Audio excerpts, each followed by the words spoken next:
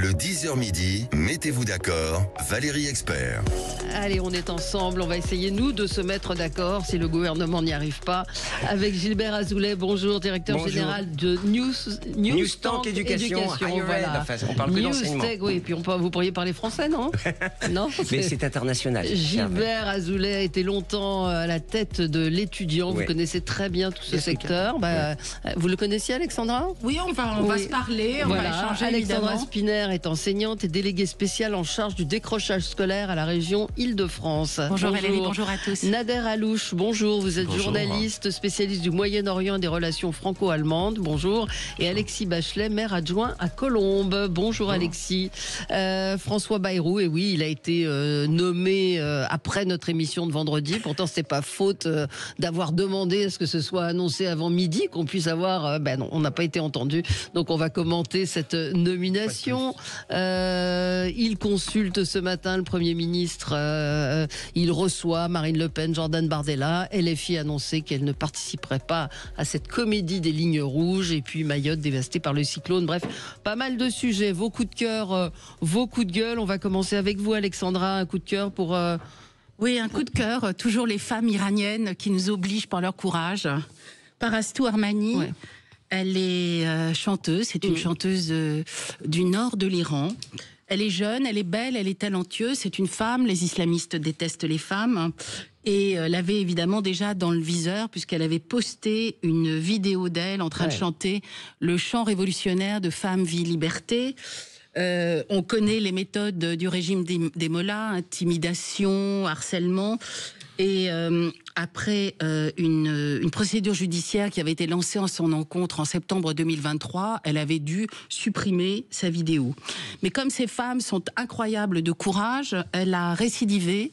Et mercredi dernier, elle est apparue sur sa chaîne YouTube, les épaules dénudées, les cheveux lâchés. Et elle a chanté et évidemment le mécanisme infernal que l'on connaît, que l'on a connu avec Mahsa Amini, s'est remise en route et elle a été arrêtée avec les 2 musiciens qui l'accompagnaient, puis relâchée. Alors voilà, je voulais parler d'elle parce que un grand coup de cœur pour toutes ces femmes en Iran qui mènent un combat incroyable, pour toutes les femmes du monde entier qui vivent sous le joug des islamistes. Je pense évidemment aux femmes afghanes qui n'ont plus le droit de parler entre elles, plus le droit de chanter, plus le droit de lire, plus le droit de faire des études de médecine, plus le droit d'être soignées par des hommes, plus le droit de vivre, qui vivent emmurées, vivantes. Et ces femmes iraniennes sont incroyables, ici même en France, avec ces femmes du mouvement Femmes, Vie, Liberté, qui sont leur voix, qui sont les voix des femmes en Iran. Et voilà, coup de cœur absolu pour elle. On peut peut-être l'écouter, on va écouter sa voix magnifique.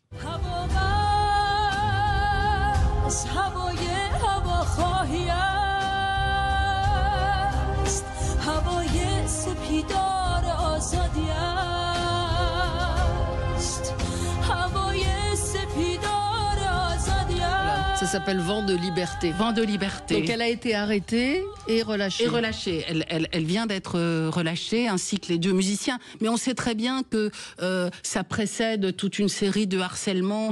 Nader, on sait comment ils procèdent. Un commentaire ? Écoutez, la situation en Iran est absolument catastrophique en ce qui s'agit du droit des femmes. Le régime des mollahs, je pense, a comme objectif d'essayer de tarir ce mouvement par cette répression brutale, mais force est de constater qu'il n'y arrive pas. Donc la question c'est comment pouvons-nous aider ces femmes, mais aussi ces hommes, puisque une des particularités de ce mouvement féministe en Iran, c'est que c'est un mouvement inclusif, contrairement à certains néo-féminismes occidentaux. Ce sont des mouvements qui incluent les hommes dans ce combat plus général pour la liberté. Et donc la question qu'on doit se poser, c'est comment peut-on les aider ? Quelle aide possible peut-on leur apporter? Nous avons des diasporas iraniennes dans tout le monde occidental qui organisent des oppositions politiques en diaspora. Peut-être parler aussi de femmes azadi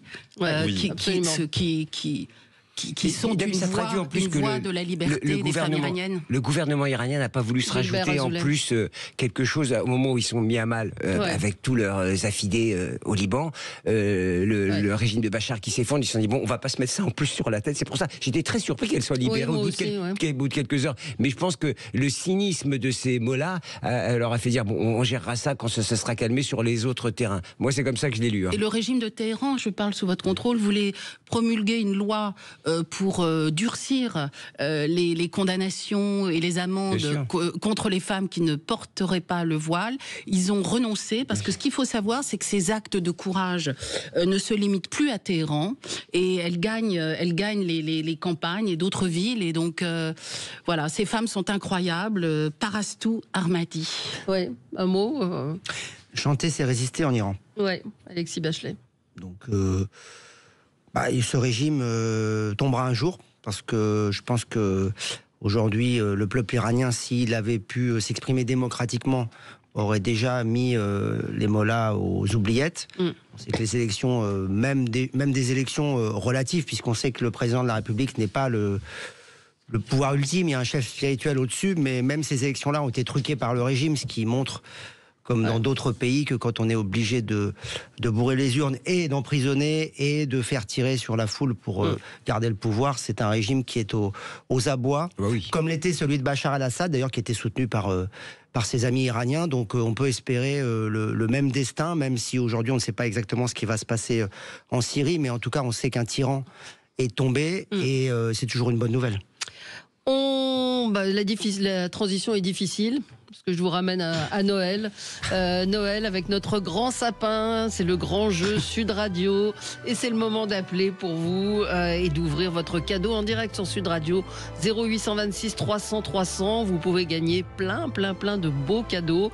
Une montre intelligente smartwatch offerte par Sud Radio et la Confédération des buralistes. Une carte cadeau d'un montant de 200 € chez Maison Scarlett. La marque française numéro 1 de boîtes à bijoux et boîtes à montres. Et encore plein de très beaux cadeaux. Et on vous demande donc de nous appeler. Enfin, on vous demande de vous appeler. Vous nous appelez si vous voulez. Si vous avez envie de gagner. 0826 300 300. Et nous prendrons le combienième appel? Le troisième appel. Le troisième appel. Allez, c'est lancé. On se retrouve dans un instant pour parler des événements de ce week-end avec vous sur Sud Radio. Sud Radio. Sud Radio. Parlons vrai. Parlons vrai. Sud Radio. Parlons vrai. Sud Radio, le 10h midi, mettez-vous d'accord, Valérie Expert. Allez, dès le retour, on reprend. Dès le repos, on reprend, c'est bien. Retour sur le plateau et c'est le moment de découvrir notre gagnant ou notre gagnante.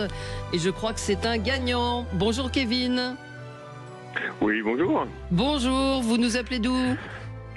De Bayonne. De Bayonne, d'accord. Vous êtes sportif ? Oui, sportif à la maison et puis autrement, je suis fonctionnaire. Vous êtes fonctionnaire et vous avez commencé à faire votre sapin ? Oh, le sapin, il est déjà fait avec les enfants, il faut que ça aille vite. Ah oui, d'accord. Bon, donc le sapin est prêt, donc on va pouvoir ouvrir votre cadeau un petit peu avant Noël.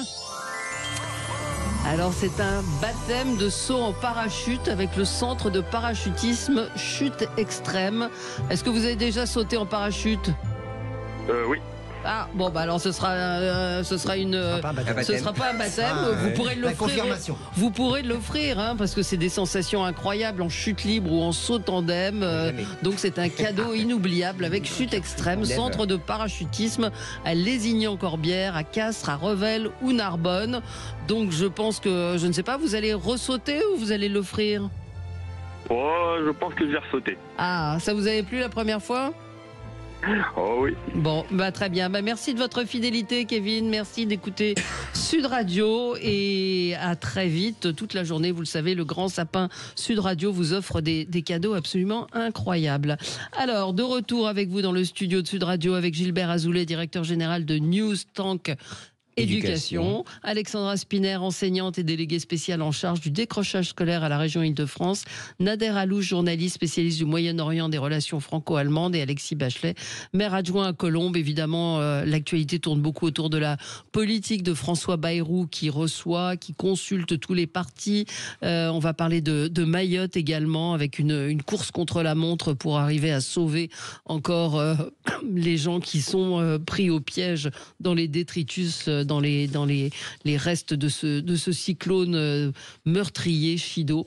On va continuer avec vos coups de cœur et vos coups de gueule. Alors vous avez choisi tous les trois, enfin tous les quatre des événements marquants de ce week-end. Gilbert, pour vous, c'est un coup de cœur ou un coup de gueule pour vous ? Un coup de cœur parce que, alors, je fais mon coming out ce matin sur Sud Radio. J'ai aimé la soirée des Miss France. Ah bon ? Donc, cette soirée particulièrement.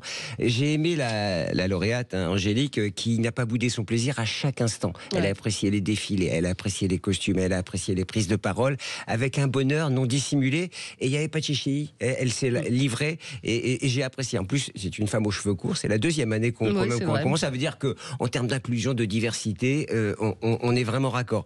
J'ai aussi aimé le discours de la jeune Saba, 18 ans, qui dit qu'elle représente le Maghreb au moment où les femmes dans ces pays parfois sont leur statut est remis en cause. Et elle, avec toute sa féminité, sa beauté, elle s'est exprimée du haut de ses 18 ans et ça faisait plaisir à voir. Ouais. J'ai apprécié l'impertinence de Miss Corse qui a dit à Jean-Pierre Foucault, laissez-moi parler, qui essaie de la couper parce qu'elle parlait, parlait. Et j'ai aimé aussi quand il y a une question, vous savez, qu'est-ce que vous voulez faire pour les jeunes, pour le changement climatique? La question improbable. Quoi. On posait la question à la copine, à la prétendante à côté, qu'est-ce que vous allez faire en tant que Miss France en France? Et on lui balance, elle part d'un fou rire. Merci pour la question. Alors pour le changement climatique, tout le monde en parle que de ça, les entreprises, les spécialistes. Et j'ai trouvé que ce fou rire disait tout, d'ailleurs, de la génération, comment prendre ce sujet aussi simplement dans une soirée où on avait juste envie de prendre un peu de plaisir. Et puis, ça résonne évidemment à ce qu'a dit Alexandra, parce que exprimer la féminité, exprimer l'intelligence, exprimer tout simplement ce bonheur d'être ensemble et réunis, inclusif, avec la diversité et la promotion de toutes les différences, eh bien, ça résonne en creux à ce que vous avez dit, Alexandra, une chanteuse qui, dans le pays des Mollahs, qui sont quand même des tortionnaires, des gens qui doivent quitter ce pays le plus vite possible, s'est exprimée avec un pendentif qui représentait son pays au cou. Ça veut dire qu'elle aime son pays. C'est pas contre le pays, c'est pour le pays et pour l'avenir de ces jeunes filles et de ces jeunes garçons, puisque vous le disiez, Nader, tout ça est un mouvement inclusif. Bon, vous avez tous aimé Miss France. Moi, je n'ai pas regardé l'émission, mais je trouve que toutes ces femmes sont magnifiques.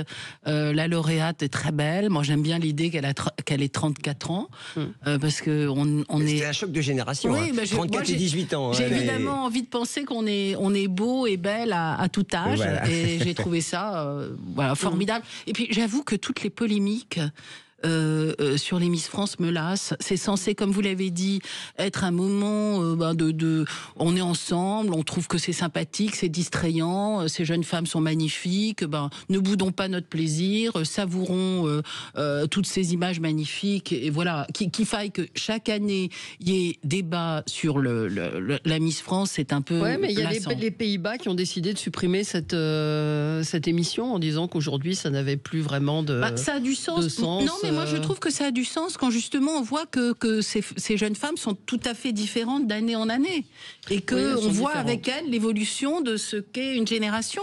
Je trouve que c'est plutôt pas mal. Pourquoi supprimer toujours des émissions qui font plaisir aux Français? Je connais pas 7 millions, 7 millions 8, 7 millions 5 avec une pointe à 8 millions. Les Hollandais ne font pas que des choses bien, même s'il y a des vélos à Amsterdam et que c'est très green. Près de 8 millions de Français qui ont aimé, ça doit quand même nous dire quelque chose. Ça représente une part de marché. Moi, je trouve ça extraordinaire d'avoir une Miss France de 34 ans.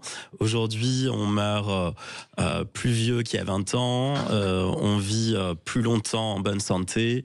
Donc, on peut imaginer qu'on reste plus jeune plus longtemps aussi. On nous a augmenté l'âge de départ à la retraite. Alors, pourquoi ne pas augmenter aussi l'âge des Miss France? Je note toutefois que chaque année, l'élection de Miss France donne lieu à des débats racistes. On l'a vu s'agissant des deux premières nominées. Et antisémite, parce que l'année dernière, il y avait une... C'était l'Eurovision aussi. Mais... Oui, non, Miss aussi France, l'Eurovision avait donné... Ah oui, l'Eurovision, ils sont allés manifester devant l'hôtel de la chanteuse israélienne. Et tous ces concours populaires donnent lieu très souvent à des dérapages racistes ou antisémites. On l'a vu avec notre nouvelle Miss. Il y a un déversement de négrophobie.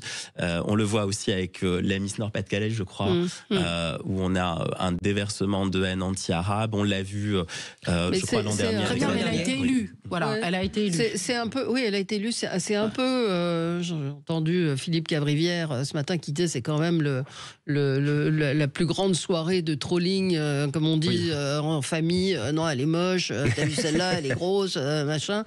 C'est vrai que ça se transforme. Il y a pas beaucoup de grosses, excusez-moi. Non, il n'y a pas beaucoup de grosses. Mais elle est moche. Elle n'est pas de première fraîcheur. C'est ce qu'il racontait, qui était assez amusant sous forme d'humour. Oui, mais c'est vrai que caricatural. Pardon ? C'est caricatural. Oui, un peu. C'est son rôle aussi d'être comme ça. Mais c'est pas si caricatural que ça. Ah bon ? Non, vous l'avez regardé, Miss France, Alexis Bachelet ? Pas cette année. J'étais tout seul à regarder. J'avais regardé l'année dernière et ça donne à peu près ça comme débat, mais en moins caricatural, quoi. Ouais.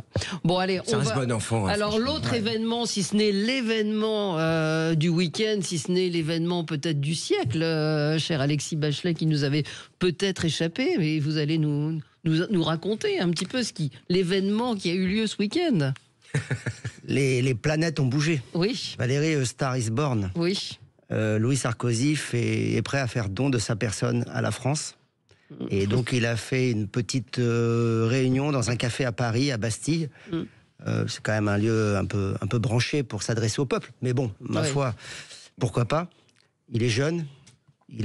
Bon, je ne vais pas rentrer dans les détails. C'est le fils de Nicolas Sarkozy. Voilà, c'est le fils de Nicolas Sarkozy. Et donc, a priori, l'avenir lui appartient. Et en tout cas, il a l'air d'avoir beaucoup d'ambition. Mais c'est vrai que moi, je vous avoue qu'en regardant ça d'un peu loin sur les réseaux sociaux, en plus moi j'habite pas à Paris, donc forcément le petit milieu parisien c'est toujours rigolo, ça m'a détendu, quoi. Ah bon. Je me suis dit, il y a encore des gens qui se prennent pas au sérieux et qui oscillent entre le one-man show, la politique. Bon, en fait, on n'a pas compris. Moi, j'ai pas compris. Voilà, j'ai pas compris Louis Sarkozy. J'ai pas compris pourquoi on le voit dans plein de médias. Je sais pas ce qu'il fait dans la vie, ce jeune homme, mais bon, je veux dire, à un moment donné. S'il a envie de se lancer en politique, alors. Oui, mais c'est assez que visiblement, entre ce qu'on voyait sur les images qu'on a pu voir sur les réseaux et ce qui était annoncé hier dans le journal du dimanche, c'est-à-dire 700 personnes. Il y avait loin de la coupe aux lèvres. Il y avait loin de tout cela. Je ne sais pas si vous avez suivi cet événement majeur. Non, mais je dirais juste une chose. Alors cet événement majeur ou non, je dirais juste une chose, c'est que Louis Sarkozy me semble être plus le fils de sa mère que le fils de son père. Donc c'est déjà une bonne chose. Ah bon ? À mon avis. Bon. Vous connaissez sa mère C'est un angle intéressant. Non, mais pourquoi pas ? Mais c'est un jeune homme qui a envie de se lancer en politique. Oui, mais pourquoi pas ? Franchement, c'est un peu artificiel. Non, écoutez, c'est pas compliqué pour moi. Moi, je suis LR. Évidemment, ce jeune homme a un nom qui oblige.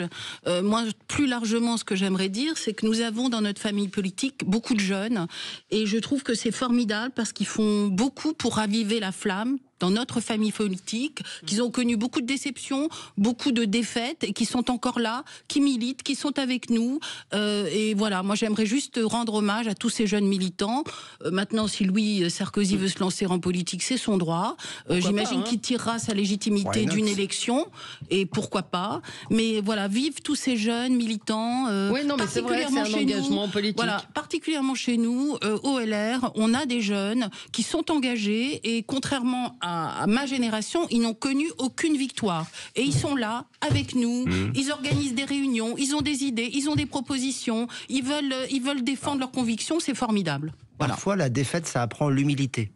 Aussi. Là, je pense qu'on en manque un petit peu. Faut voir ce qu'il a dans le ventre, surtout, parce qu'on peut parler de c'est le fils d'eux, ok. Moi, je veux savoir parce qu'il peut être génial après tout ou pas. Enfin, c'est-à-dire que une fois qu'on verra ce qu'il a comme idée, comme vision, comme trajectoire qu'il propose, parce que vous parliez des jeunes, il faut effectivement un nouveau souffle dans le monde politique. Ça passera par la jeunesse, c'est pas un projet. C'est un âge, et puis ça passe. La question, c'est le projet.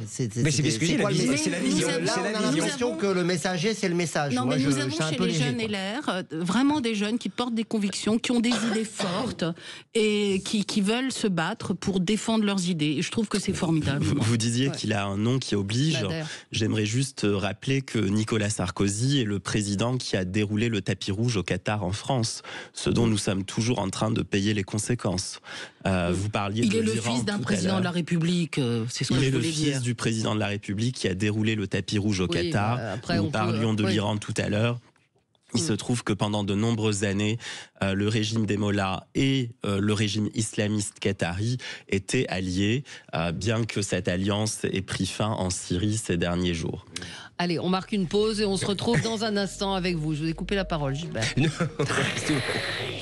Sud Radio. Sud Radio. Parlons vrai. Parlons vrai. Sud Radio. Parlons vrai. Sud Radio. Le 10h midi. Mettez-vous d'accord. Valérie Expert. Et nous continuons nos débats et à commenter l'actualité. Alors on termine avec votre coup de cœur, Nader, ce tour de table. Oui. C'est un coup de cœur pour un autre événement, cette fois, qui a peut-être un petit peu plus marqué l'opinion et les médias. Plus que les Miss France. Ouais. Peut-être pas. Probablement. C'est la visite du pape. En effet, mon coup de cœur, c'est la visite du pape François sur l'île de Beauté. François est un pape qui aime les marges. C'est du moins le message qu'il nous envoie à nous Français quand il se rend à Strasbourg, à Marseille et en Corse. Strasbourg est cette ville transfrontalière qui incarne assez bien ce que le pape attend de l'Europe et qu'on appelle dans le jargon européen l'intégration régionale. On a bien vu pendant le Covid à quel point le transfrontalier européen peut être utile, notamment quand il s'est agi de transférer des patients français dans les hôpitaux allemands. Marseille est, comme chacun sait, ce port plusieurs fois millénaire qui incarne aujourd'hui avec d'autres villes la crise migratoire en Méditerranée. L'humanisme chrétien du pape François est aussi pragmatique toutefois. Nombre de paroisses en France et en Europe occidentale comptent une importante proportion de fidèles immigrés, souvent du continent africain. Marseille fait aussi la jonction avec la Corse et cette jonction n'est pas seulement géographique, il s'agit plutôt de la religiosité populaire qui caractérise tant le catholicisme marseillais que corse et que le Saint-Père a souhaité honorer pendant sa visite en Corse en participant à une conférence sur le sujet. Cette église populaire est vivante, le Saint-Siège espère la renforcer car il y voit la pierre angulaire d'une nouvelle évangélisation du continent européen. C'est donc dans le respect du peuple que François a déroulé sa visite en Corse, un peuple qui a parfois des rites éloignés de la liturgie canonique, et c'est en vertu de ce respect du peuple que le Saint-Père a évité un sujet pourtant majeur de son pontificat, l'émigration. Il a bien compris que les Corses, tout généreux qu'ils sont, font eux-mêmes face à des problèmes de pauvreté, de vie chère, bien plus chère qu'en métropole d'ailleurs, outre les requêtes en autonomie afin de protéger ce qu'il reste de la culture corse. Les locuteurs du corse, par exemple, sont en voie de disparition. Oui, mais il y a une phrase qui a un peu marqué, qui a marqué pendant ce discours, c'est la laïcité, c'est ce principe de laïcité souple, c'est ça, c'était le terme employé. Dès qu'on met un qualificatif à laïcité, c'est... Alors moi, évidemment, j'ai été touchée par cette visite. Je trouve que j'aime beaucoup cette religiosité latine. C'était très beau, ces images étaient très belles. En revanche, je dois dire que j'aime bien quand le pape parle de religion, mais pas de laïcité. Voilà, c'est pas son affaire. Et j'ai pas tellement, j'étais pas très à l'aise avec cette laïcité qui ne soit pas statique et figée. Moi, je suis pour une laïcité très figée, au contraire. Oui, bah oui. Bah oui. Oui. Il faut être intransigeant sur ce sujet-là. C'est comme ça il y a des dérives d'ailleurs. Vous vous souvenez, on avait évoqué le sujet autour de l'éveil sexuel. On a tous les extrêmes qui s'expriment sur des sujets qui doivent être, comment dirais-je, de société et surtout échapper à toutes ces problématiques religieuses. Je trouve ça abracadabrantesque. Je vous rejoins parfaitement sur ce sujet. Oui. Mais je suis pas sûr que c'est ça qu'on retiendra du. Non, évidemment que non. Évidemment que non. C'est des images magnifiques. Vous tapez pape corse, ce qui ressort, c'est laïcité. Hélas, peut-être, mais ce qui ressort de ce voyage, c'est que effectivement, le pontificat du pape François, il essaye de le marquer différemment. Il ne veut pas se comporter comme un chef d'État qu'il est d'ailleurs, mais il a la double casquette chef d'État et chef spirituel. Et je pense qu'en allant dans des territoires qui ne sont pas des territoires habituel forcément où vont d'autres papes, où ont été d'autres papes dans le passé. Il marque aussi un attachement à une espèce de catholicisme du bas, quoi. Vous voyez, au moment où le pouvoir s'est concentré dans les grandes villes, dans les grandes métropoles, dans quelques pays, moi je pense que c'est un message fort d'aller en Corse, là où il n'y a pas les lieux de pouvoir, là où il y a effectivement une vie qui est plus rugueuse, plus rude. Et je pense que ça marque l'attachement. C'est pas la vie la plus rugueuse en Corse, enfin bon. Que sur le territoire, enfin par exemple sur la métropole, la vie est plus chère. La vie est plus chère. Il y a des particularités insulaires. C'est bien que vous disiez qu'à la Réunion c'est plus cher. Oui. Enfin, je veux dire, il aurait pu aller aux Bahamas. Enfin, moi j'étais plutôt. Les actes racistes, ils sont également très importants. J'étais plutôt très étonné, moi, qu'il ne soit pas à l'inauguration de Notre-Dame. Non, mais ça, Jean-Pierre les Denis. agressions racistes, ils sont très importantes aussi. Mais Jean-Pierre Denis nous a expliqué que c'était un pape qui n'aimait pas le showbiz, qui n'aimait pas les flonflons, qui est un pape qui n'aime pas tout ce qui est un peu spectaculaire. Moi, je pense que c'est à mettre à son crédit, ça. Oui, non, mais tout à fait. C'était un prof de lettres. On va parler politique. Alors, je tombais sur une information absolument incroyable qui nous est donnée par nos confrères de l'Opinion. Jean-Vincent Placé, vous vous souvenez, Jean-Vincent Placé, Jean-Vincent Placé. Il payait pas ses PV. Pardon, il payait pas entre autres, qui a eu. C'était pas le plus grave. Non, mais j'ai préféré rester sur quelque chose. Il a été accusé de. J'étais avec la voiture de la région quand même. De harcèlement sexuel. Et alors donc, il a joué un rôle trouble pour approcher des personnalités du PS courtisées pour rallier le gouvernement. Matignon nie lui avoir confié tout mandat, mais en tout cas, on s'interroge. L'Opinion nous dit son comportement ne ressemble pourtant pas à celui d'un électron libre. Donc il aurait contacté Jérôme Guedj, il aurait contacté plusieurs députés, Philippe Brun aussi, et il a voulu rendre un service qu'on ne lui a jamais demandé. Il s'est improvisé broker, répond Matignon, et quelqu'un sur X dit c'est Groland. Oui, c'est Groland. On en est un peu à Groland là aujourd'hui. Je me suis demandé si c'était un fait, que j'ai dû cliquer et aller sur la page de l'Opinion pour. Enfin, on est quand même chez les fous. Parfois, l'actualité, pardon, Alexandra Spinner. L'actualité dépasse parfois les fake news. Les humoristes et les fake news, c'est quand même incroyable. On a tous croisé des hommes politiques qui ont été, qui continuent à s'agiter en coulisses. Et ça ne m'étonnerait pas qu'ils soient, parce qu'il y a des amitiés, il y a des relations durables, et ils disparaissent un peu de la lumière, mais ils sont toujours là. Et j'en croise parfois, c'est toujours étonnant. C'est comme quand vous allez dans certaines télés, vous voyez des bureaux, il y a des placards, il y a toujours des gens qui traînent encore. On les voit plus à l'antenne, mais là, ils sont toujours actifs. C'est vrai. Ouais, parfois, ça fait une brève dans le journal. Ouais, mais parfois. C'est pas plus grave que ça. Mais ce mauvais. Si, on ne sait pas si c'est vrai ou pas. On ne sait pas si on lui a demandé ou si on lui a rien demandé. Ouais, le plus probable, c'est que ça soit à 36-15, j'existe. Oui, c'est possible aussi. Ou moi, je pense qu'on peut lui avoir demandé sans avoir notifié. Ouais. Tiens, tu connais machin, appelle-le, on ne sait jamais. Moi, j'y crois. C'est pas impossible, de toute façon. Tout est possible, de toute façon. Par définition. Comme vous disiez, Alexandra, dans le politique, tout est toujours possible. Juliette Barnier, Premier ministre, j'y crois pas, mais bon. Oui, ça vous étonne ? Possible ou non, ce mauvais spectacle est caractéristique de ce que les Français rejettent en politique, les intrigues. Oui, bien sûr. C'est ce qu'on dit. Nader est là pour nous rappeler le bon sens commun. Merci Nader. Et pourtant, il y a des gens dont c'est le métier. Ben oui, dont c'est le métier. Alors, est-ce que c'est le métier de François Bayrou ? Nommé François Bayrou. Bon, il en a quelques-unes à son actif, des intrigues, mais il est arrivé là où il est, donc. Mais il faut faire autre chose. Dont ce coup de force extraordinaire. Mais c'est pas une intrigue pour le coup. C'est un coup de force. Une intrigue, exactement. Avoir réussi à s'imposer au président de la République. À Matignon, je pense que c'est la seule personne qui a réussi à imposer quelque chose à Emmanuel Macron. Et je ne suis pas sûr qu'Emmanuel Macron s'en remette un jour. Il a beaucoup de choses dont il doit se remettre. Mais je vous recommande la lecture du livre de Jean-Michel Blanquer, qui parle de Bayrou sur 2 pages. Ça vaut son pesant de cacahuètes, si je puis dire, parce que c'est un portrait de notre Premier ministre qui n'est pas du tout à son avantage. Et j'en reste un peu quoi. J'avoue que c'est quelqu'un qu'on croise. Alors je l'ai croisé comme ministre de l'Éducation, ça vous étonnerait pas. On peut pas dire qu'il a fait des étincelles. On peut pas dire qu'il ait marqué son marocain, enfin sa mission. Oui, mais quand même, oui, vous trouvez? Je sais pas, on verra. On va bientôt le savoir. Mais moi, je suis étonné parce qu'il a dit, je dois réconcilier les Français. Moi, j'ai pas envie qu'il réconcilie les Français qui sont pas réconciliables. Moi, ce que je veux, c'est qu'il trouve une trajectoire sur la ligne de crête pour qu'on réussisse à avancer. Parce que moi, je vous le dis, dans le business, c'est bloqué. Tout ce qui est business administré avec l'administration, c'est bloqué. Tout ce qui est anticipation et investissement, c'est bloqué. Tout ce qui est investissement de l'étranger, c'est bloqué. Donc, tant qu'on n'a pas véritablement une vision rapide et concrète, eh bien, ça ne bougera pas. Et comme c'est un homme de consensus, il y a plus de 30 ans où il a essayé de faire toujours la synthèse, ou en tout cas en ne faisant rien d'ailleurs. Mais là, j'ai très peur que ça n'avance pas. Moi, j'attends de lui quelque chose de rapide et clair, rapidement. Ouais.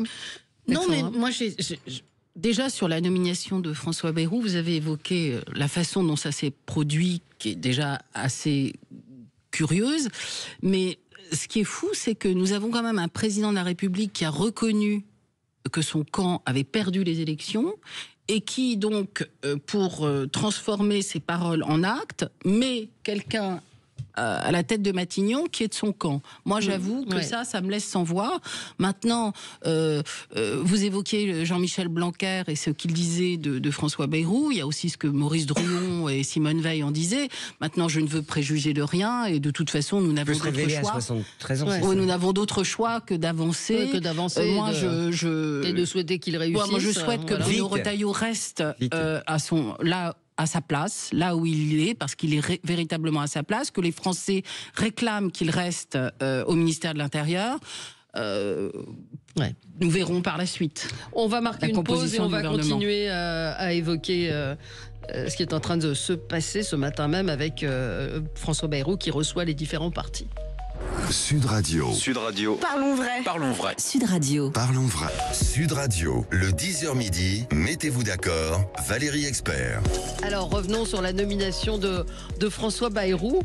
Si l'on en croit la presse et les proches et les gens qui parlent aux gens, ce n'était pas le choix d'Emmanuel Macron. Ça vous semble possible? Non, mais surtout que moi j'ai l'impression que Macron... il tire un peu à gauche, tandis que Bayrou veut tirer un peu à droite. Et aussi, c'est un peu ça qui se passe. Très peu quand même, l'inverse.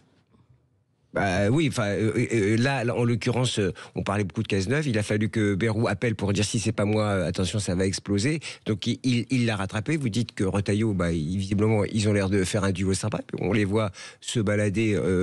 Ils s'occupent du dossier Mayotte. Moi, je n'ai pas dit qu'ils faisaient un duo sympa. J'ai dit que Bruno Retailleau était un formidable ministre de l'Intérieur. C'est tout ce que j'ai dit. Avec François Bayrou, puisqu'ils se sont montrés. Moi, ce que je dis, c'est que je suis un peu sceptique sur cette capacité.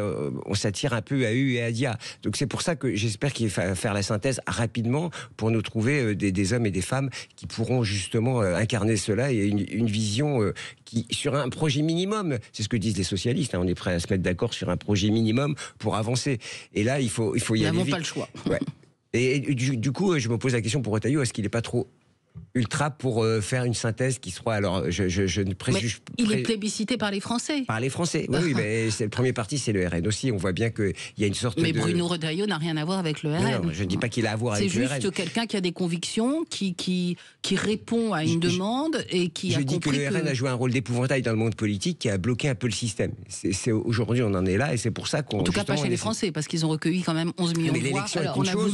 L'élection est une chose, et le Front républicain, etc., toutes ces comportements politiques qui font qu'on n'a pas pu avancer. Alexis Bachet, cette séquence sur la nomination, autour de la nomination de François Bayrou. En fait, François Bayrou a rappelé à Emmanuel Macron à quel point il était un président de la République affaibli par une dissolution qui a produit des effets qui n'étaient pas ceux espérés par le président de la République. Non, c'est sûr. C'est sûr, mais bon, plus on avance dans le temps, plus ça se confirme. Je pense que François Bayrou est tout simplement menacé de faire exploser ce qui restait de la majorité présidentielle. Il a une trentaine de députés. Si François Bayrou avait abandonné le bloc central, la situation d'Emmanuel Macron, c'est-à-dire qu'en fait, on se rend compte que les effets produits par la dissolution s'étale dans le temps et qu'on pensait que c'était un échec, mais en fait, c'est peut-être plus que ça. C'est-à-dire que ça pouvait être encore pire. Voilà. Et en fait, François Bayrou a rappelé au président de la République qu'il pouvait être dans une situation encore plus affaiblie qu'il ne l'est déjà. Et donc, bah oui, mais c'est exactement ça qui s'est passé, parce que si dans la dernière ligne droite, Emmanuel Macron souhaitait nommer Sébastien Lecornu, aujourd'hui, à l'Assemblée nationale, c'est 0 député, enfin en tout cas pas grand-chose. Bayrou, lui, il a 30 députés, donc il dit voilà, moi, demain, je quitte le bloc central et je dénonce la petite politique. Enfin, et donc il s'est mis en situation de forcer la main du président de la République. Mais ce que ça dit, c'est d'abord que Bayrou est d'une obstination farouche. Bon, ça, on pouvait s'en douter. Il est encore là, ça fait longtemps qu'il fait de la politique et il a pris aussi des risques dans sa vie politique. Moi, c'est pas ma famille politique, mais à un moment donné, il fallait, quand il y avait l'UMP qui s'est fait en 2002, lui, il a dit non, j'y serai pas. Si on pense tous la même chose, on pense rien, etc., etc. Ouais, c'est pas très risqué, il a fait une traversée il a fait une traversée du désert avec le MoDem, parce que quand même, on donnait pas cher de lui après l'élection de Nicolas Sarkozy. Entre les deux, on sait que ça collait pas très, très bien. Donc, il a pris son risque. Aujourd'hui, voté pour Hollande. Forcément, ça ne se passerait pas très bien. mais c'était aussi un risque que quelqu'un du centre qui appelle à voter pour la gauche. C'est rare. D'habitude, les centres, ils finissent toujours à droite. Lui, il a dit à un moment donné, non, moi, j'irai pas vers cette droite-là. Moi, je trouve que c'est. On peut penser ce qu'on veut. Blanquer peut faire des livres, etc. Aujourd'hui, Blanquer, il est plus au pouvoir. C'est Bayrou qui est Premier ministre. Moi, je constate que les critiqueurs ne sont pas les payants. Donc, on va voir s'il est en capacité j'espère qu'il va pas renverser la table, Valérie. Non. C'est François Bayrou qui est... Ça provoque déjà des événements, des secousses telluriques. Mais attendons de voir la composition du gouvernement. Attendons de voir si ce gouvernement a une durée de vie qui dépasse celle de Michel Barnier. Et puis moi, je suis comme tous les Français, je suis inquiet pour l'avenir du pays. Je préférerais qu'on aille de l'avant plutôt qu'effectivement de faire du surplace et vite. Alors, Nader Alouche. Alors, François Bayrou a promis la réconciliation aux Français. Moi, j'y crois très fort. Il faut rappeler que François Bayrou fait partie d'une famille politique européenne qu'on appelle la démocratie chrétienne ou les chrétiens démocrates. Il me semble qu'aujourd'hui, les Français ont 2 revendications. Une revendication culturelle, parce que je préfère éviter le mot d'identitaire, et une revendication sociale. La revendication culturelle, elle consiste en quoi ? Elle consiste à réclamer les racines chrétiennes de la France. Et la revendication sociale, en quoi François Bayrou peut-il y répondre ? La famille politique de François Bayrou, elle est guidée par la doctrine sociale de l'Église, qui correspond assez bien au modèle social français. Donc moi, j'ai envie de croire qu'il est capable de faire la jonction entre la droite et la gauche, et qu'il est capable de nous proposer une meilleure synthèse que celle d'Emmanuel Macron. Mais moi je pense que les Français, ils demandent surtout plus de sécurité et plus de pouvoir d'achat. Alors certes, nous sommes un certain nombre à revendiquer les racines chrétiennes de notre pays, ce qui n'a rien d'ailleurs d'excluant pour les autres, mais en revanche, je pense que la priorité absolue, parce qu'à l'heure de toutes ces gesticulations politiciennes, vous avez des gens qui travaillent, qui ne peuvent pas vivre dignement, vous avez des gens qui habitent des territoires où la République n'a plus de droit de résidence, qui ne peuvent pas vivre en sécurité, vous avez une école qui est au bord de l'effondrement. Donc je pense que les sujets sur la table maintenant, c'est ça. Il faut s'attaquer à ces sujets-là. C'est la raison pour laquelle Bruno Retailleau doit rester ministre de l'Intérieur, parce que la sécurité est un enjeu majeur pour nos concitoyens. Voyons, évidemment, il ne s'agit pas de critiquer pour critiquer, mais il faut maintenant que les choses avancent. Mais est-ce que ce matin on lisait, alors est-ce que c'est vrai ou non que Bruno Retailleau était prêt à aménager sa loi immigration pour pouvoir permettre à des socialistes de rentrer au gouvernement ?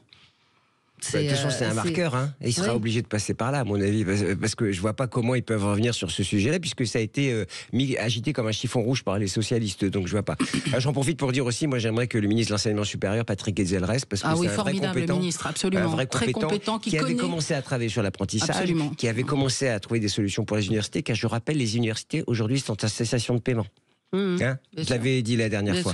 Donc, ministre courageux, qui connaît l'université, comme d'ailleurs l'avait été en son temps Valérie Pécresse. mais oui, on a besoin de ministres de l'enseignement supérieur. Pardon ? Elle n'a pas été rectrice, certes, mais elle connaît bien l'université. Ça a été une formidable. C'est la loi d'autonomie des universités, c'est elle qui l'a fait. C'est elle, absolument, et je crois que tous les universitaires lui en sont très reconnaissants. C'est vrai. Alexis. Le gouvernement Barnier est tombé sur le budget. Parce qu'aujourd'hui, la France n'a pas de budget. On a reconduit le budget de l'année précédente, donc un budget en déficit. Je rappelle que François Bayrou avait mis au cœur de toutes ses campagnes électorales, parce que je n'ai pas voté pour lui, mais enfin je suivais quand même ce qu'il disait. Il ne disait pas que des bêtises. La question de la dette et de la difficulté qu'avait le pays à s'enfoncer, gouvernement après gouvernement, élection après élection, dans toujours plus de dettes. Donc évidemment qu'il va être attendu, ce budget Bayrou, parce que comment il va gérer cette contradiction apparente, mais qui est celle du pays depuis fort longtemps, entre une demande de protection des Français, mais qui n'est pas seulement la sécurité. Et les Français aussi, ils attendent la protection sociale, ils attendent la protection, ils attendent qu'ils aient la possibilité de se loger dans des conditions décentes. Enfin, la sécurité, ça se résume pas uniquement à mettre des policiers dans la rue. C'est les sécurités de même à l'emploi, la sécurité de l'emploi, etc. Il y a plein de sécurités, mais ça veut dire des services publics, ça veut dire de l'investissement public, et en même temps, il faut réduire le déficit et la dette, faute de quoi, à un moment donné, l'État peut se retrouver en cessation de paiement. Et toujours avec aussi cet équilibre entre réduire les dépenses et augmenter les recettes, donc augmenter les impôts. Or, les Français, ils veulent pas plus d'impôts, mais ils aimeraient bien quand même avoir un minimum de protection. Donc, c'est ça le sujet aujourd'hui du pays. C'est ça la complexité de la tâche. Est-ce que François Bayrou y arrivera ? Je n'en sais rien. Moi, je suis pas certain d'ailleurs que la gauche soit attirée par ce gouvernement. Non. Après, il y a des lignes rouges. C'est aujourd'hui les 49, l'utilisation du 49.3, faute de quoi il y aura un vote de motion de censure. Moi, je pense qu'effectivement, la bonne posture aujourd'hui pour la gauche, c'est ma famille politique, c'est de ne pas être dans la caricature de l'opposition en disant tout de suite on vote la censure alors qu'on ne sait pas ce qu'il va proposer, mais en même temps de ne pas non plus forcément signer un chèque en blanc avant d'avoir vu le produit, quoi. Voilà. Donc là, on est au début d'un processus. Alors attendez, il y a Nader qui voulait intervenir. Nader Alouche. Alors, j'attends François Bayrou sur un sujet principal. Il se trouve que je l'ai interviewé il y a quelques années pour la chaîne de télévision syrienne pour laquelle je travaillais. Il s'est montré très attaché au sort des chrétiens d'Orient. Il se trouve aussi que je suis un spécialiste des chrétiens arabes, donc j'espère que son attachement qu'il a exprimé à ce moment-là sera respecté pendant son mandat de Premier ministre. Je voulais également dire quelque chose sur la loi immigration. Alors je le dis avec d'autant plus de conviction que je suis moi-même issu de l'immigration. Mon grand-père est arrivé en métropole en 1940 pour combattre les nazis. Puis il s'est installé à Vierzon, une commune moyenne entre Berry et Sologne. Je suis tout à fait favorable à cette loi immigration parce qu'il me semble que le développement de nos communautés dépend du tarissement de cette immigration massive. Je crois que les Français d'origine arabe ont besoin de ce tarissement pour pouvoir se réorganiser, se développer socio-économiquement parlant. Je pense aussi d'ailleurs que cette communauté peut prendre exemple sur la manière dont les Juifs français se sont organisés pour assurer, notamment à travers l'Alliance israélite universelle, le Fonds social juif unifié, pour organiser la vie communautaire juive en France. Mais la condition sine qua non de notre développement socio-économique, c'est le tarissement de l'immigration, sans quoi on n'y arrivera pas. Oui, mais ça c'est Retailleau qui s'y colle. De toute façon, la démographie sera le juge de paix, puisque vous savez, en termes de démographie, il y aura moins d'étudiants, enfin, sujet moins de jeunes. Donc, il y a un moment, il faudra bien de la manœuvre. Mais ce qui m'étonne dans notre débat, c'est qu'on est toujours sur des injonctions qui sont évidemment philosophiques. L'immigration, ok, les chrétiens. Il y a quand même des sujets, vous parlez du déficit. Non, moi j'ai parlé de financement. Oui, mais je pense qu'il faut y aller quand même très très vite et très fort, rapidement, parce que la dégradation qui a eu lieu la fin de semaine dernière de notre note, elle est quand même un marqueur là encore qui doit nous questionner. Je vous rappelle quand même que pendant l'élection présidentielle, Valérie Pécresse avait rappelé quand même qu'on était au bord de la faillite, que les gouvernements macronistes successifs avaient cramé la caisse. Et ben on y est là maintenant. On y est. Alors évidemment, c'est le nerf de la guerre. Mais moi, j'ai apprécié la parole de Nader, parce que c'est vrai qu'on sur l'immigration, on n'entend jamais ceux qui sont concernés. Non. Et donc c'est formidable aussi que des gens comme nous, qui sommes arrivés dans ce pays, d'autres d'ailleurs, eh bien que nous puissions dire qu'on est pour cette loi d'immigration que porte Bruno Retailleau. Qui est urgente pour nous-mêmes, en fait, vraiment. On marque une petite pause et on se retrouve dans un instant. On va évoquer Mayotte, évidemment. Sud Radio, votre attention est notre plus belle récompense. Moi, je regarde les matchs, je coupe le son de la télé et je mets Sud Radio. Les meilleurs commentateurs, c'est Sud Radio, il n'y a rien à dire. Sud Radio, le 10h midi, mettez-vous d'accord, Valérie Expert. Alors, juste un mot quand même pour finir ce sujet politique en France, c'est LFI qui refuse de participer, je cite, à la comédie des lignes rouges. Est-ce que c'est faire le jeu de la démocratie que de refuser d'aller rencontrer le Premier ministre, au moins pour écouter ce qu'il a à dire? Je sais pas qui... Clairement non, mais c'est pas une surprise. Hein. C'est madame et monsieur non. Enfin, c'est une posture, c'est insupportable, franchement. Et cette position face à un sujet aussi important, on l'a dit, on l'a répété, face à une situation catastrophique où il faut vraiment agir vite. Quelqu'un me disait, aller à une réunion, ça donne au moins de l'information. Ils sont même pas intéressés pour aller se renseigner et savoir ce qu'ils ont dans le ventre. Non, vous comprenez ça ou pas? Enfin, j'ai du mal à comprendre, honnêtement. Sur le fond, c'est... Là, c'est une posture de non-dialogue, dans un moment où, finalement... Il en faudrait, voilà. Même si on n'est pas d'accord, c'est pas grave. On acte qu'on n'est pas d'accord. Mais refuser de participer à cette réunion... Alors qu'ils aient refusé de participer aux réunions à l'invitation du président de la République, ça je peux le comprendre, au sens où ils peuvent avoir une lecture des institutions qui consiste à dire ça n'est pas au président de décider à la place des formations politiques ou à la place du Parlement. Et le président est tellement affaibli que je comprends que des formations politiques disent non mais monsieur le président de la République, vous devez redevenir un arbitre, vous n'êtes plus un acteur, vous avez été désavoué plusieurs fois par le peuple, c'est terminé. Là, on est sur un nouveau Premier ministre, donc de toute façon, il faut bien qu'il y ait un gouvernement dans le pays. On sait qu'il y a une majorité introuvable au Parlement, même si c'est pour exprimer des désaccords, qu'ils aillent lui dire. Oui. Voilà, c'est toujours mieux, moi je trouve, d'aller voir les gens pour leur dire en face, voilà ce qui ne nous convient pas, et de débattre. Voilà, c'est tout. C'est ça que moi, ce qui me gêne, c'est vraiment une espèce de posture un peu de repli sur soi, puis qui franchement, quoi. Oui, puis c'est surtout c'est mon programme et rien d'autre. De la psychologie, donc, mais c'est dans la situation du pays, c'est difficilement compréhensible. Et je pense que même les électeurs de la France insoumise s'interrogent. Bien sûr, mais de toute façon beaucoup, et notamment après, il n'y a pas que la France insoumise à gauche, ils peuvent voter pour d'autres partis. Oui, mais c'est quand même fou d'en arriver là, parce qu'en fait, la LFI, on attend de l'écoute, on attend de la bienveillance, on n'en a pas du tout sur des sujets un peu importants, notamment de politique internationale. On les entend pas beaucoup, même si... Ou on les entend trop, oui, pardon. Bah oui, ou on les entend trop, mais pas dans le sens où j'aurais voulu. Donc là, vraiment, ils se mettent de côté par eux-mêmes, en fait. C'est ça que je ne comprends pas. Alors, quand on a le chiffon rouge du RN, c'est vrai que le monde politique est un peu partagé entre ceux qui veulent pas discuter et une sorte de front républicain qui nous empêche parfois de discuter avec le RN. C'est assez compliqué, me semble-t-il. Oui. Alors, ce maximalisme de LFI est incompréhensible. Il est également criminel parce que quel que soit leurs défauts parfois importants, LFI porte des sujets majeurs pour notre pays. Je pense par exemple au service public, à l'hôpital, et ils auraient pu défendre ces sujets auprès de François Bayrou s'ils avaient accepté de se rendre à cette invitation.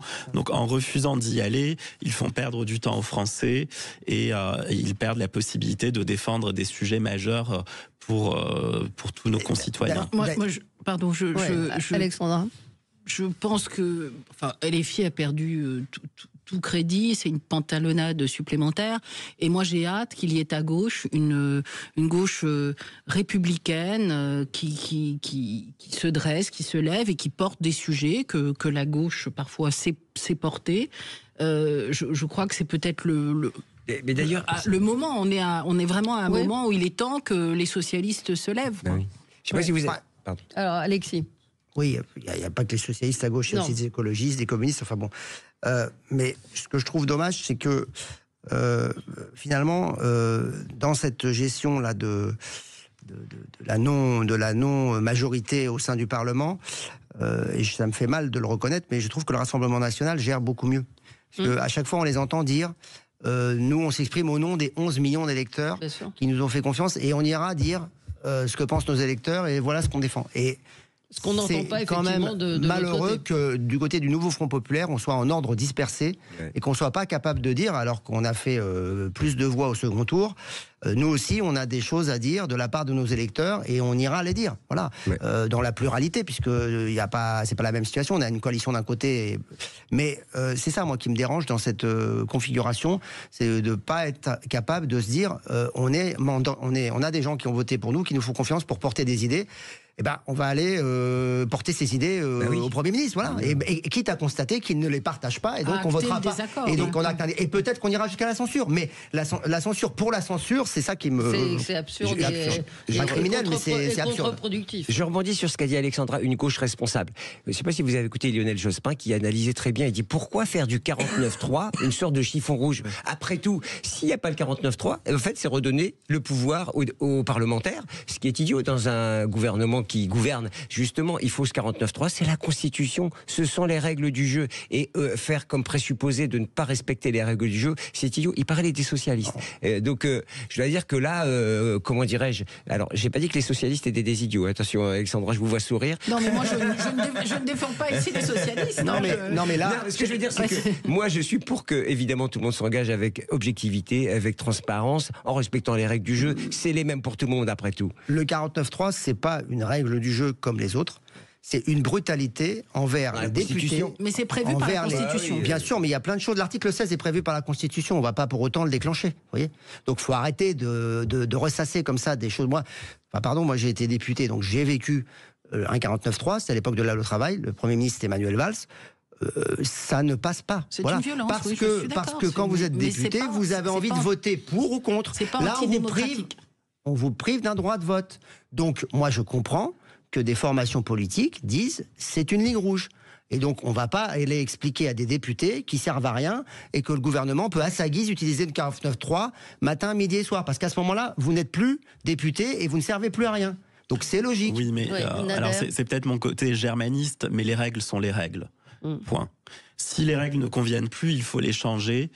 Mais il faut les changer dans les règles. Pardon. Il y a des pays où il n'y a pas de 49.3. Oui, mais nous sommes en France. En Allemagne, dans d'autres pays parlementaristes, ça n'existe pas. Là, ça existe. Là, ça existe. Et est-ce que ça marche ?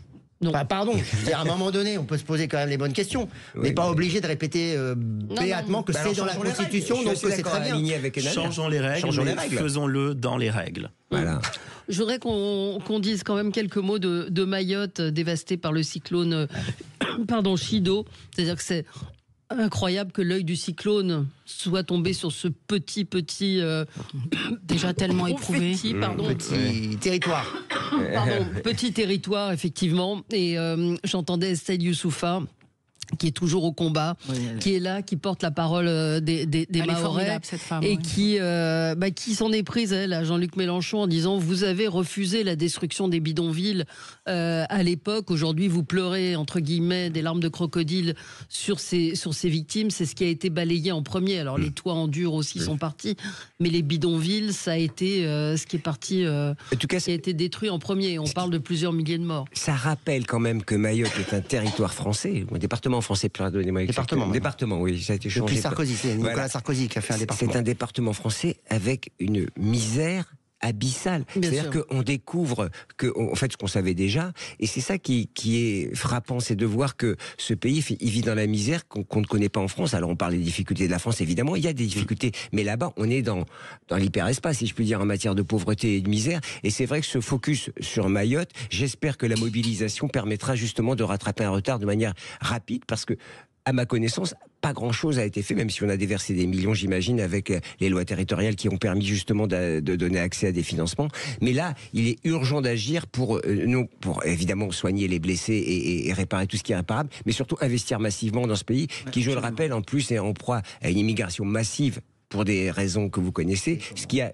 Pardon ? Des Comores. Des Comores, oui, c'est ça. L'ancienne... Et donc, qui pose d'énormes problèmes sociaux de sécurité. Bref, c'est un problème qui cristallise énormément de sujets qu'il faudra, à mon avis, là encore, à régler très, très, très vite. Plein soutien aux Mahorais, évidemment, amitié, affection. Moi, j'aimerais rappeler qu'il y a quelques mois, il y a une opération qui s'appelait Wambushu, je crois. Oui, absolument. Qui souhaitait, dont le principe, c'était d'éradiquer tous les bidonvilles illégaux. C'est à quoi je faisais allusion. Voilà, et on voit aujourd'hui le résultat. J'aimerais rappeler tous les... à leur bon souvenir, tous les donneurs de leçons et ceux qui sont dans la posture idéologique, on voit le résultat, sont des donneurs de leçons qui finalement devraient peut-être réfléchir avant dans la posture idéologique. Alors moi j'aimerais rappeler que Mayotte c'est le territoire d'outre-mer qui est le plus francophile. C'est le territoire d'outre-mer où la population a la relation la plus saine et avec la métropole. Ce que la métropole ne lui rend pas, malheureusement. Les Mahorais sont également une population musulmane. Et alors c'est très intéressant parce que on a à Mayotte, mais aussi à La Réunion, deux beaux exemples d'enracinement de l'islam dans la tradition française, dans la tradition républicaine française. Et j'espère que la métropole aura plus d'égards pour ces outre-mer qui constituent peut-être un laboratoire pour la métropole. Eh bien, ce sera le mot de la fin. Effectivement, on pense aux populations sur place. J'entendais ce matin des chiffres sur la jeunesse de la population. Je crois que la moitié de la population a moins de 18 ans aujourd'hui. Ce sont des chiffres terribles. Merci à vous. On se retrouve demain. Très bonne journée sur Sud Radio. C'est Jean-Jacques